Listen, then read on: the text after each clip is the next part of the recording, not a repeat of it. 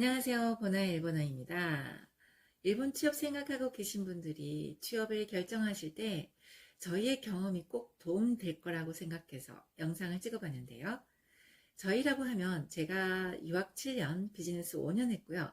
남편은 유학 8년, 회사 생활 10년을 했는데 취업 준비하시는 분들에게는 저보다 남편의 이야기가 더 와닿으실 것 같아서 본인에게 직접 일본 취업에 관한 질문 7가지를 해보겠습니다. 그런데 남편의 극히 주관적인 의견이라서 양해를 구해야 할 부분도 있을 거라 생각해요. 그렇지만 끝까지 들어보시면 분명 도움이 되실 거라 믿습니다.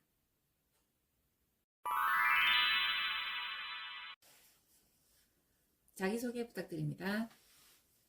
저는 일본에서 7년 동안 유학 생활을 했고요. 그리고 일본 중소기업에서 5년, 그리고 일본 대기업에서 5년, 그 현재는 한국으로 귀국해서 한국 중견기업에서 2년차 근무를 하고 있습니다. 일본 기업에 오래 다니셨는데요. 일본 기업의 한국인 비율은 어느 정도인가요? 일본 중소기업에서는요, 전체 직원이 약 한 500명 정도 되었는데요. 그 중에서 한국인은 저 혼자였습니다.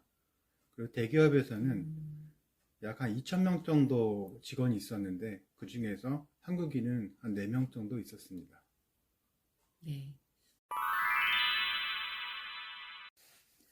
그럼 그 한국인 직원 4명은 어느 학교 출신인가요? 한국인 직원은 그 대기업 기준으로 말씀드리자면 그 와세다 그리고 오사카대, 동북대학, 이치메이칸 출신이었고요.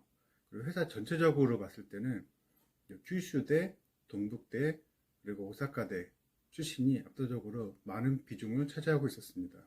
모두가 국립대 출신이죠. 네. 중소기업 다닐 때 대기업에 면접을 보러 간 거죠. 네, 그때 그 면접 분위기는 어땠어요? 제가 그 대기업 면접 볼 때 면접 본 데가 거의 한 100군데 정도 되었거든요. 근데 그때 면접은 보통 한 20분에서 한 40분 정도 보통 받고요. 그 질문 내용은 음, 회사마다 달랐습니다. 근데 보통 나왔던 질문들은 왜 우리 회사에 지원을 하였는지, 그리고 왜 이직을 생각했는지, 그 전 직장에서 어떤 일을 했는지, 그리고 그 경력이 우리 회사에 어떤 도움이 되는지, 그리고 음. 본인의 장단점, 이런 질문들은 어느 회사 가든지 꼭 물어봤던 것 같습니다.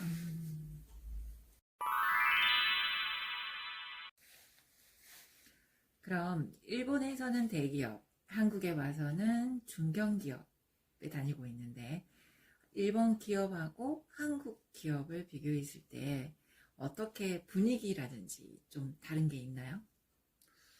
일본 회사에서는 만약에 내가 딱 들어갔을 때 모르는 게 생겼을 때 음, 쉽게 물어볼 수도 있는 분위기고, 음, 상사들도 당연히 모르겠니 모르겠지 이렇게 생각을 하고 쉽게 가르쳐주는, 당연하다는 식으로 이렇게 생각을 하거든요.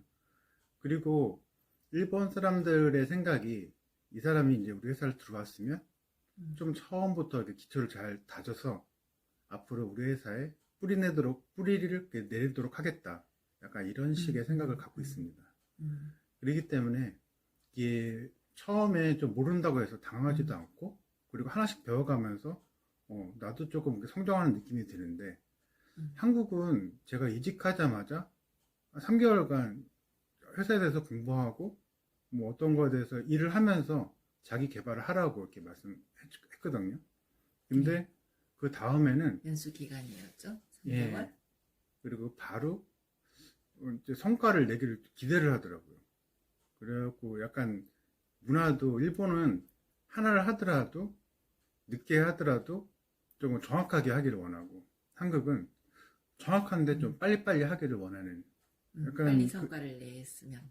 음, 네, 일하는 것도 속도를 내서 했으면, 그리고 성과도 좀 빨리 내줬으면 하는 분위기이기 때문에 사무 분위기가 조금. 틀리다고 생각됩니다. 음, 그럼 한국 기업은 좀 조급한 마음이 들겠네요. 빨리 성과를 내야 되니까.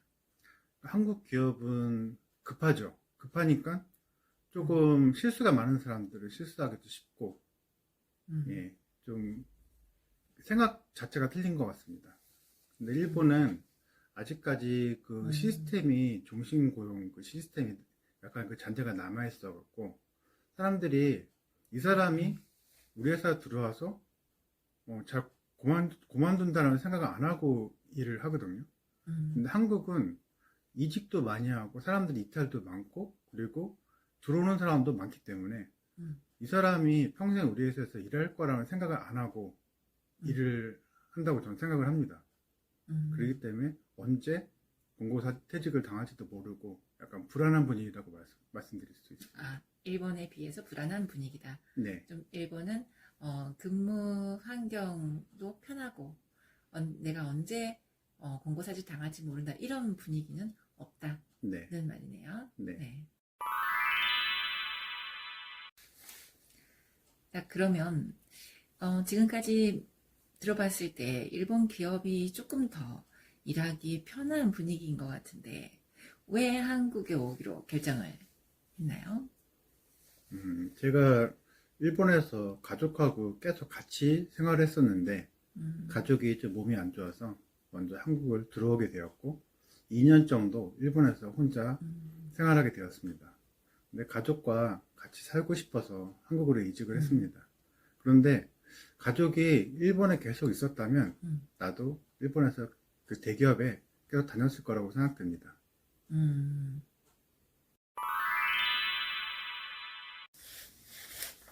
자, 그럼 내가 다시 대학 시절로 돌아간다면 지금처럼 일본 기업에 취업을 할 거다, 안 할 거다. 자, 어느 쪽일까요? 저는 만약 제가 대학 시절로 돌아간다면 일본 대기업에 취업을 한다는 전제 조건으로 일본 기업에 취업을 하고 싶다고 생각됩니다. 아, 중소기업은 안 되고 네. 꼭 대기업에. 네. 예. 그래서 만약에 나중에 꼭 한국으로 돌아와야 된다고 생각된다면은 일본 대기업에서 한 2년은 좀 짧고 한 3년 이상 일본 경력을 쌓고 한국으로 돌아올 생각이면 한국 기업에서도 취업하기도 쉽게 한국에 정착할 수 있다고 생각됩니다. 3년 이상 해야 경력직으로 인정을 받으니까 네, 3년에서 5년 정도 대기업에서 경력을 좀 쌓고 오고 싶다. 네. 그럼 아예 그냥 일본에서 사는 경우도 생각해 볼 수 있겠네요. 네, 일본에서 그 정년퇴직까지 안 살고 그리고 중간에 돌아올 생각이면 3년 경력 쌓고 한국으로 들어오는 게 낫고요. 그리고 정년퇴직까지 뭐 65세 이상까지 계속 일본에서 일을 하고 싶다라고 생각한다면은 일본에서 계속 있어도 저는 괜찮다고 생각됩니다. 또 회사 직원 중에는 퇴직 후에 다시 재고용돼서 월급은 낮아지지만 또 안정된 노후 생활을 하고 계신 분들도 많으셨죠? 네, 일본은 그 연세 드신 분들도 한국처럼 이렇게 뭐 한 50 넘으면은 보통 나가거나 이런 게 아니고 제가 있던 데는 정년퇴직 끝나고도 계속 일을 하시고 그리고 또 아니면은 그 대기업 같은 경우는 그 하청기업이나 그 협력 회사들이 많기 때문에 보통 그런 쪽으로 많이 그 이동하셔서 계속 일하는 걸 많이 볼 수 있었습니다. 아, 네. 근데 대기업에 꼭 취업을 하고 싶은 마음은 다 있겠지만 대기업에 취업하기가 힘들잖아요. 네, 네. 자, 그럼 그 질문에 대해서는 또 길어질 것 같으니까 저희가 다음 영상에 또 이렇게 자연스럽게 질문하는 식으로 해서 시간을 마련해 보겠고요. 오늘은 여기까지 영상을 마치겠습니다. 그리고 팁을 하나 드리자면 네. 다음 영상에 만약에 한국보다 대기업인데 연봉이 낮잖아요. 이렇게 말씀하신 분들도 많은데 거기에 대해서도 말씀을 드리도록 하겠습니다. 네. 그럼 오늘은 여기까지 하겠습니다. 감사합니다. 감사합니다.